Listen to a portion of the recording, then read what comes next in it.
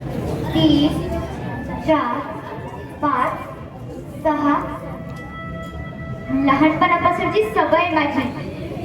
1 2 3 4 5 6 shit, ही तर मी पहिलेच मोजलेली.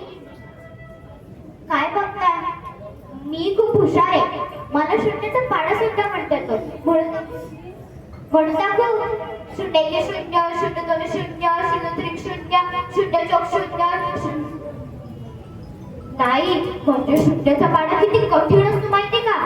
माझी नाही मैत्रीण आहे गौरी, तिला अंकगणिताचा 0 मार्क पडले ना तर तिची आई म्हणते, अगं ए गौरी, कठीण आहे ग बाई तुझं. म्हणून बोलते, इतर कोणतेही पाडे जर तोंड पडत नसतील ना तरी चालतील, पण शून्याचा मात्र असायलाच हवा. आहे का नाही मी हुशार? आहेच मी.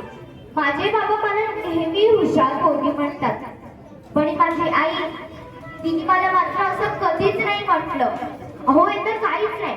एकदा इंग्रजीच्या पेपरमध्ये आउटिंगसाठी फक्त 1 मार्क कमी होतं, तर मला कशी म्हणते, अगे शेजारचा आश्रम, त्याला गणित आणि इंग्रजी दोघांमधील पैकीचा मार्क आहे, आणि तू.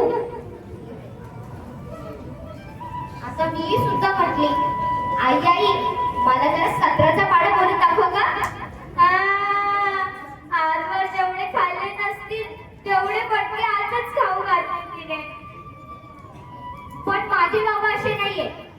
माझे बाबा सगळ्या गोष्टी एकदम प्रेमाने समजून सांगतात, पण वेळ मात्र खूप कमी देतो. अहो काय करणार बिचारे, किती काम असतं त्यांना. कधी ते असतात तर कधी तिथे असतात. पण माझे बाबा जेव्हाही घरी येतात ना तेव्हा त्यांची आणि माझी धमाल मस्ती करायची सगळ्यात फेवरेट जागा म्हणजे हे आमचं हे टेक. इथेच आम्ही बसून मस्त गप्पा मारतो, चांदण्यांकडे बघत असतो. माझे बाबा म्हणतात, आपण जेव्हा चांदण्यांकडे बघत असतो ना तर तेव्हा ते लुकलुकतात, म्हणजे आपण त्यांच्याशी बोलत असतो ना तेव्हा ते आपल्याला लुकलुकून हो नाही अशी उत्तरे देतात. पण जेव्हा पण माझी आई मला मारते ना तेव्हा मी खूप रडते. तेव्हा माझे बाबा मला जवळ घेऊन म्हणतात, बेटा या जगात रडणाऱ्याला कुणीही जवळ करत नाही, अगदी देव बाप्पाला सुद्धा आवडत नाही, समजलं? आता मी सुद्धा ठरवले की आता मी रडणार नाही. म्हणजे जर मी देव बाप्पाला जरी नाही आवडली तरी चालेल, पण माझ्या बाबांना मात्र मी आवडायलाच हवी. अहो तर काहीच नाही. माझे बाबा जेव्हाही घरी येतात ना तेव्हा माझ्यासाठी खूप सारी चॉकलेट्स घेऊन येतात. आणि माझे बाबा यतून कोण सुद्धा येत नाही ना तेव्हा मला त्यांचा खूप राग येतो. तेव्हा 1 दिवस होता, 2 दिवस होता, 3 दिवस होता, आणि 4थ्या दिवशी कुठेतरी माझ्या बाबांचा जाऊन आवाज, चिऊ. मम्मी त्यांच्यावर रागवली हेही विसरते, पटकन त्यांच्याजवळ जाते. त्या दिवशी माझे बाबा घरी येणार होते. आता तुम्हीच सांगा ना, बाबा एवढ्या महिन्यानंतर घरी येतात तर सगळ्यांनी खुश व्हायला नको की नाही? ही आई बघा ना, सारखी ढसा रडत होती. दरवाजावरची बेल वाजली म्हणून मी उघडायला गेली तर आईने मला थांबवलं. दारात कधी तू काका आणि काकी आले होते. सोबत खूप सारी माणसं होती. त्यांच्याकडे एक लांब अशी पेटी होती.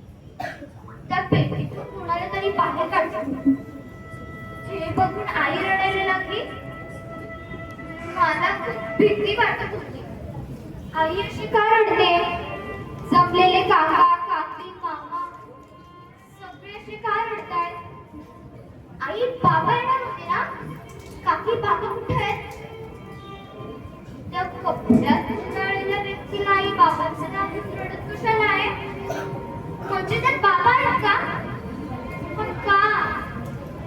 असे प्रश्न मला पडत होते. या सगळ्या प्रश्नांची उत्तरे देणार माझ्या बाबांना, काकी थांब ना, मला बाबांशी बोलायचे, काकी सोड ना मला. या सगळ्या प्रश्नांची उत्तरे देणार माझ्या बाबांना ते लोक कुठेतरी घेऊन जात होते. माझ्या बाबांना माझ्या डोळ्यात देखत तिथून घेऊन गेले. तिथून आमच्या घरी कोणीच हसलं नाही, धड बोललाही नाहीये. माझे बाबा नेहमी असायला सांगायचे, पण ही आई बघा ना, सारखीच रडते.